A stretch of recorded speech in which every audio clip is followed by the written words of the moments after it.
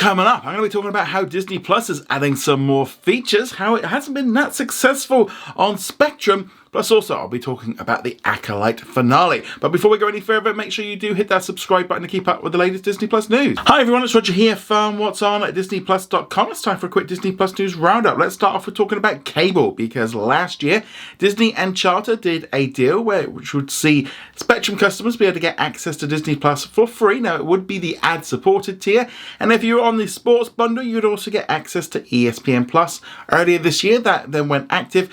Big boost for Disney because they were able to sell millions of subscriptions to both platforms in bulk at a slight discount, of course, but still they make some money from this.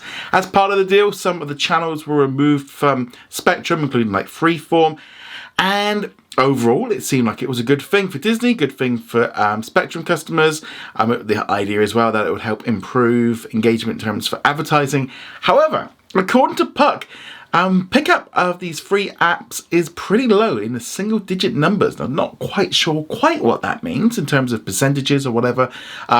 Disney hasn't really been advertising this. Spectrum hasn't really been advertising, but there's just not a lot of people that have access to these free accounts are just not taking them up on it. Maybe they just don't know about it. Again, maybe they're not promoting it enough. But there are also some other issues involved here. Maybe if you've got Disney Plus without ads, you're like, well, I don't want that because it's got the ads, I don't really need it. Maybe you've got the Hulu bundle, maybe you've got the Disney streaming bundle, so therefore all of this stuff just doesn't really apply. You're like, I don't need to get the free version because I'm already getting a good version of it, so I don't need it. I would say, no, if you are a Spectrum customer and you do have Disney Plus without ads, maybe like look at it, activate it, and maybe you could activate it and use it for a family member or someone that might not have Disney Plus. Maybe you kind of go, look, I'm not using it. Do you want to take it? You know, that might be an option as well. But I feel this is very much a short-term boost for Disney. It also helps with Spectrum in terms of not losing more customers to cord cutting. But this doesn't feel like in the long term it's going to be good investment. A lot of people using it. Obviously the data is going to show that that's not going to generally improve viewership that much, and just as a whole this feels again just a short-term gap just to fill this in while cable continues just to drop off as more and more people just don't need it. And I think as sports starts becoming more available on streaming, we're going to see another big wave of people cutting it. But if you are a cable Spectrum provider or customer, let me know. Have you actually taken out the deal? I'd love to hear your thoughts on this in the comments below. Speaking of trying to improve engagement and viewership, according to the Wall Street Journal, there are going to be some changes coming to Disney Plus soon because their development teams are working on a number of things to try and improve things. So earlier this year I spoke about how Disney was looking to add some live channels to the platform. That has been confirmed by Wall Street Journal that that's in development. Again, no official word on when this is coming, so it's not official in terms of nothing coming out. Some of the channels being thrown around include Marvel, Star Wars, The Simpsons. The idea really is that this will help improve engagement, get more people watching Disney Plus for longer, which is what they're really starting to focus on now. They're much more focused on how many hours per subscriber they get from you rather than just money, because they know they need you to keep you in there, because that also means more advertising revenue. These live channels will definitely help with just kind of keeping that on in the background. No word yet on if it has ads or not. It might depend on your tier. I'd imagine they are going to include ads in them. There's also the other element of, is this just going to be available for Disney Plus subscribers, or will they open this up to allow people maybe without a subscription to come in and start kind of leaning in a little bit more on that FAST platforms that's really growing? Disney might be like, no, we still want your subscription thing, but we want to just try and offer more engagement. So these channels, I also would not expect them to be like live stream versions of like Disney Channel, ABC. These are going to be a little bit different. These are just going to be lists that just run of just constant, continuous content 24/7. So don't expect it to be like a direct live stream of just a Disney Channel, Disney Junior, or anything like that. These would be special ones. So a lot of other platforms have been doing this. I think it just makes so much sense why they don't do this, improve engagement. But also in general, we've not really seen any major big changes to Disney Plus in terms of how the front page looks. For years, we've seen them add little bits and pieces and changing stuff. But it's still very much the way it looks. It's still it's curated by hand. So what that means is at the minute, Disney staff go in and kind of arrange the front page of how they want it, focusing on stuff that's maybe relevant right now. and trying to get you to watch it.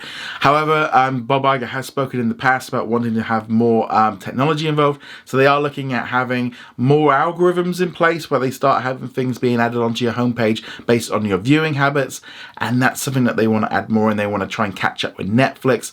So we could see some big changes to the front page of Disney Plus. I think it desperately needs it. Sometimes some of the recommendations are bizarre.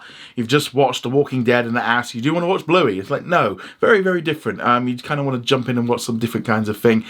Also, with the addition of Hulu on Disney Plus, they are seeing now engagement drastically improve for Disney Plus for people that have it through the Disney Plus app. They're apparently looking at people kind of going, are you a Disney Plus person or a Hulu person? And they have really found that the Hulu Hub has really drastically improved how much time people will watch Hulu content within Disney Plus, just the amount of stuff. So they want to try and get more curated stuff from that and just leaning in on it. They want to catch up with Netflix. They know they've got to do better. You only have to look at Netflix or YouTube and realize that algorithm feeds off what you're watching and just is a much more curated list. Sometimes you go onto that front page and like, you're showing me stuff I've already seen. I've seen that. Like, the whole half the front page sometimes feels like it should be like rotating around to try and improve stuff, to try and get you to watch stuff that maybe you haven't watched, or things that you've watched again and maybe like, oh, watch this again, that kind of thing. So we are going to see some more improvements. Again, all part of a way of trying to get you to watch more Disney Plus. This is what they're really going for now and really pushing towards. It's not just about getting subscribers, it's about getting you to stay, but more importantly, just to keep watching so they can make more money from advertising. That's the key element there. So lots of big stuff to go on with that one. Let's now talk about Star Wars: The Acolyte. So we just had the season finale just air on Disney Plus overnight. So I will be kind of going into spoilers, so if you haven't seen it yet, just be aware of that one. So my initial thoughts on the episode: this was a big improvement over last week's, which sucked. This one was a lot better. There were some decent fight scenes, a bit more kung fu stuff, which I liked in there. Kind of had the big fight off between the sisters. You've also had and also that fighting.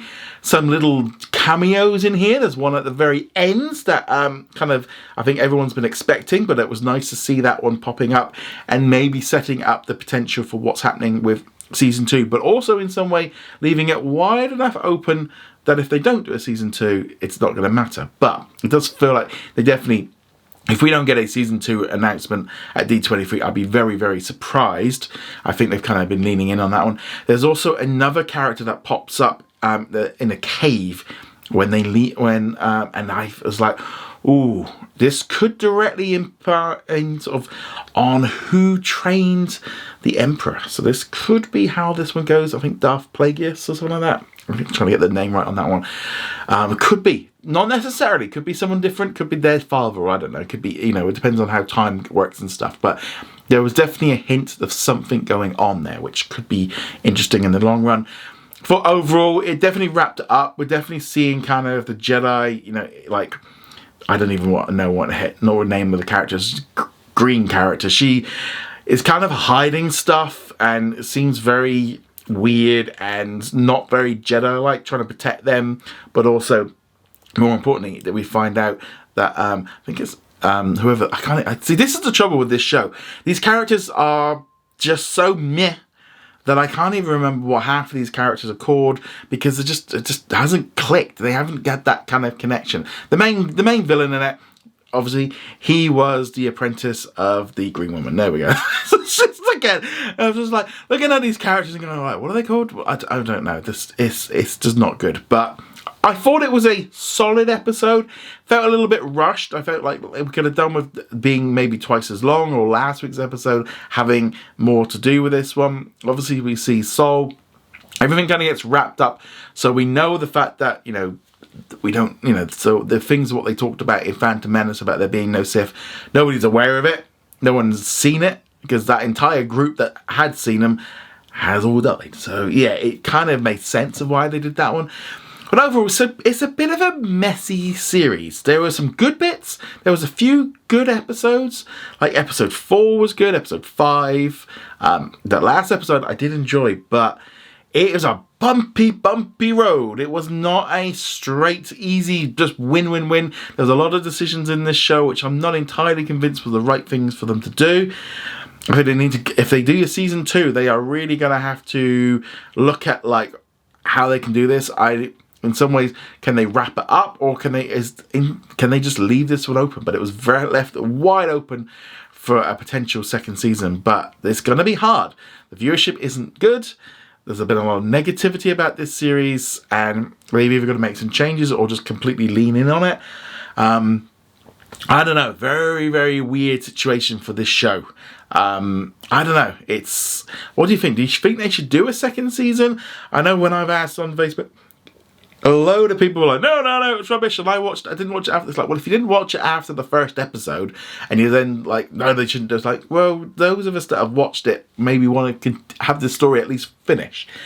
I don't know. It's a very weird story. I'm still not like, it's like, it wasn't awful in the fact of all, you know, there were some good bits in all of it. The finale hit some points that I liked, but I didn't have that excitement this morning when I got up and going, oh my god, it's the finale of the Acolyte. It's like, oh yeah, I suppose I better watch this one before. I wanted to get on and watch it before there was any spoilers. But yeah, this definitely feels like a disappointment. It didn't match up to what I was hoping for when we first started hearing about it. And yeah, I don't know. In some ways of like, do we need a second season? I don't know. If they do it, there's plenty of scope for them to kind of go on it. But I don't know if they do anything with this series, it's going to have what are the repercussions for the rest of the universe. It's very weird. I'm just not sure about it. But anyway, let me know what you thought of the season finale of The Acolyte. Would love to hear your thoughts on that. Let's now do a question of the day, which comes from Lordship. He says, do you know if 20th Century Fox movie removed titles of older deals still in effect? So there are still some effects of deals that are in place, like with HBO and Stars in the US. Most of them are kind of coming to the end, but they are still there. But also Disney are signing new deals with other platforms like Netflix and Tubi, etc., where things are going to them. Like, for example, last night I noticed, like here in the UK, like Amsterdam was on there rather than, and it's not, I don't think it's out on Disney Plus anymore here in the UK. So they are making deals. Ultimately, the streaming service is not a continuous loop of everything doesn't just stay there all the time. Things do move around, and I think especially with 20th Century Studios titles, they are much more likely to get leased out and stuff because they don't necessarily connect with the same brand. But I think most of the major problems that they had, like with HBO and stuff, seem to be coming to an end. There seems to be a lot less stuff going from there and going over to it. But yeah, unfortunately, there is still going to be deals. There's still stuff. There's still a whole other issues as well. Like, we don't know if the Netflix deal that's coming up, when some titles might get removed. We're just going to have to wait and see. But unfortunately, these deals are going to continue to happen in a while. They still need to make money. But I'd love to know your thoughts. Do you think these deals were a good thing or a bad thing? I'd love to know your thoughts on that. I'm going to go check us out over at whatsondisneyplus.com. If you've got a great question, pop it in below. A great one I will pick out for tomorrow's video. Obviously, yesterday I spoke about a Disney hack and also Deadpool and Wolverine. But on that note, guys, thank you very much for watching. See you guys soon. Laters.